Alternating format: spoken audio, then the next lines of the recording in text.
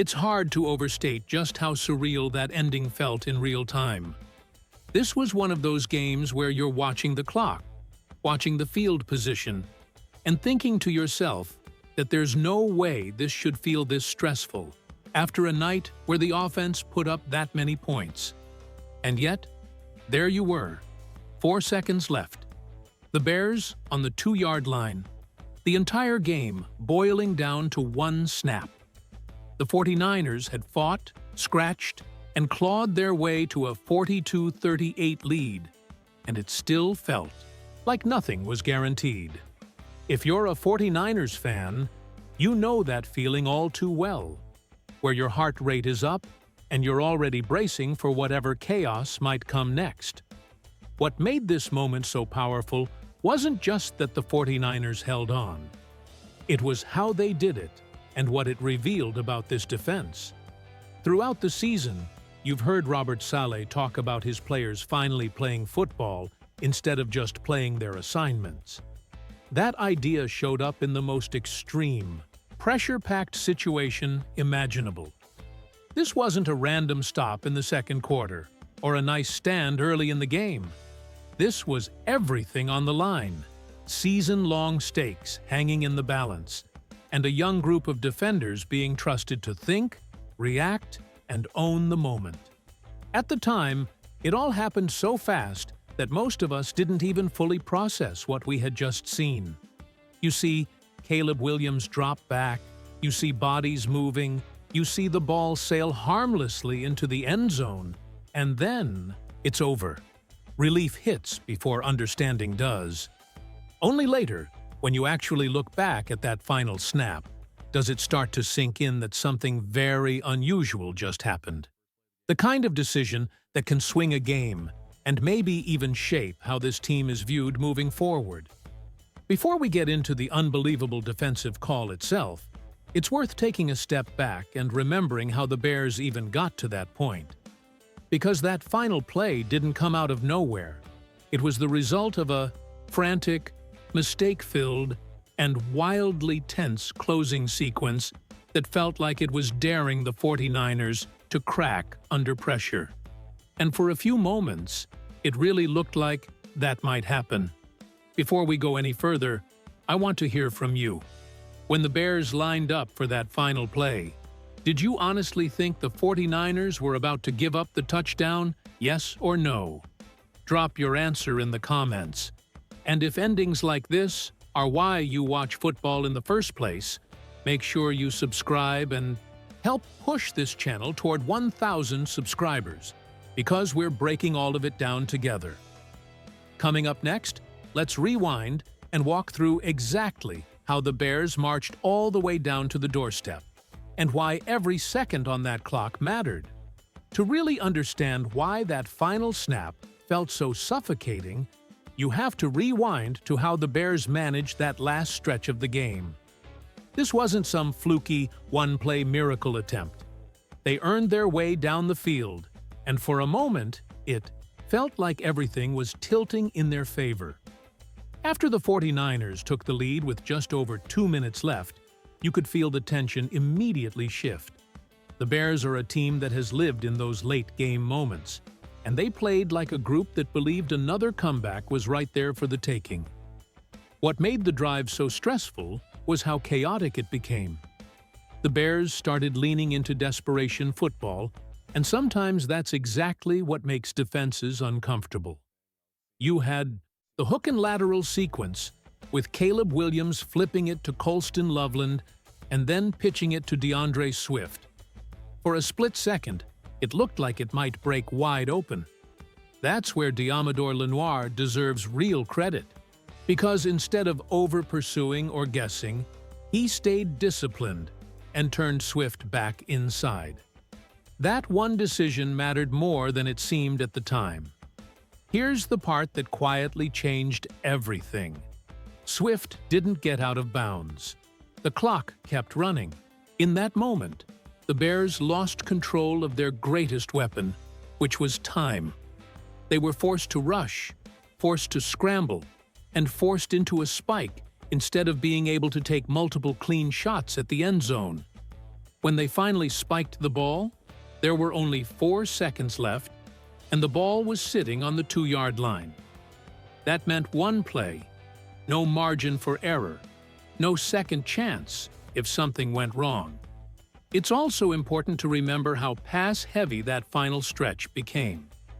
In the EIBD last 2:15, the Bears ran 15 plays and barely ran the ball at all.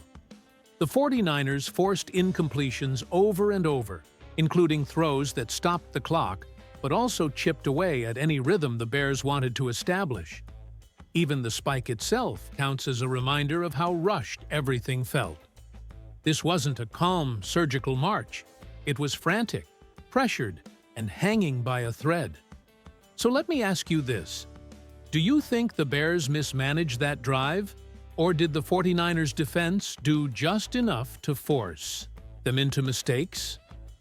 Let me know what you think in the comments.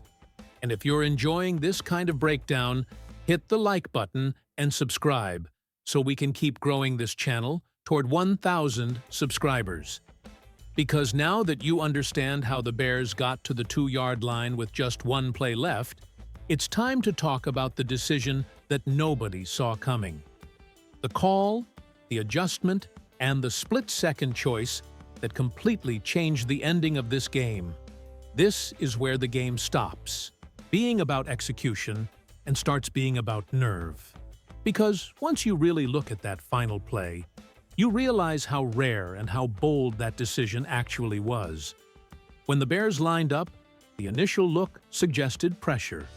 Tatum Bethune and D. Winters were both walked up in the A-gaps, showing what looked like a double A-gap blitz.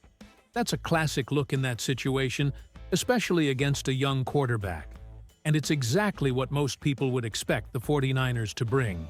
But here's the twist. That blitz never came. Instead, in a split second, Bethune and Winters made a decision that changed everything. Rather than charging forward, they dropped back into coverage. Not because they were told to in that moment, but because they trusted what they were seeing. They knew what the Bears were capable of, they understood the route concepts likely coming, and they chose to flood the throwing lanes instead of trying to win with pressure. Think about how unusual that is.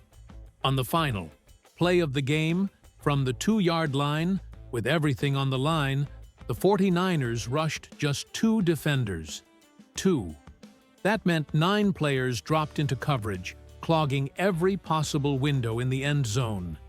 Caleb Williams took the snap and immediately had nowhere to go with the ball. The quick outlet wasn't there. The middle was muddy.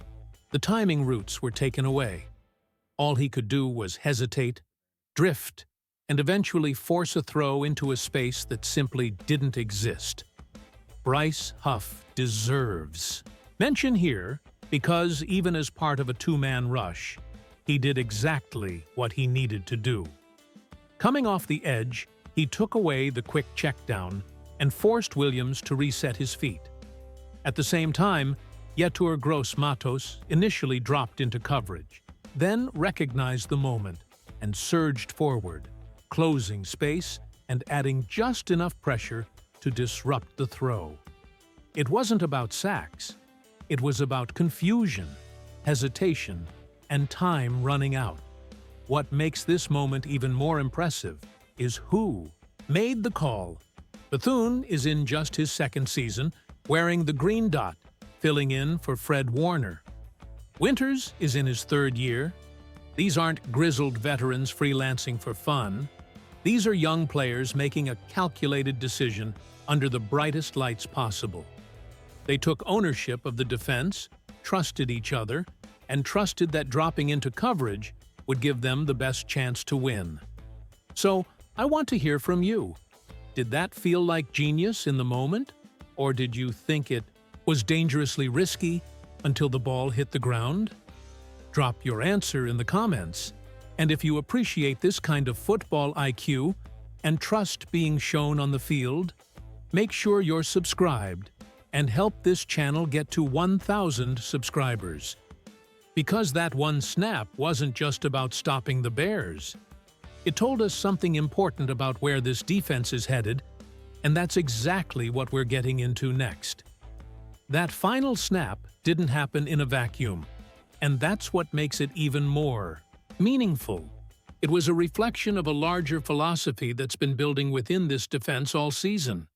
Robert Saleh has been clear about it, even saying there are moments in a game where players just know what's coming. When that happens, he wants them to trust their instincts, even if it means aborting the original assignment. That's not something every coach allows, and it's not something every defense can handle. But in this moment, it worked perfectly. Tatum Bethune stepping into the green dot role has been one of the quieter storylines of this season, and this play might be the clearest example of his growth. Filling in for Fred Warner is no small task, and yet here he was, in the biggest moment of the game, calmly reading the situation and making a decision that required total confidence. Bethune finished the night with 11 tackles, and D. Winters added 7 of his own. Those numbers matter, but what mattered more was the trust they showed in each other when the game was on the line. The defense as a whole still has room to improve, and that's important to say honestly. There were breakdowns earlier in the game, and the Bears moved the ball more than the 49ers would like. But when the pressure was at its highest, this unit responded. On the Bears' final 2 drives, the 49ers tightened up. They forced incompletions, limited explosive plays, and made the Bears earn everything. Even on that final possession, the Bears ran 15 plays in just over 2 minutes, and 8 of those ended as incompletions. That's not an accident. That's situational defense stepping up. What stands out most is accountability.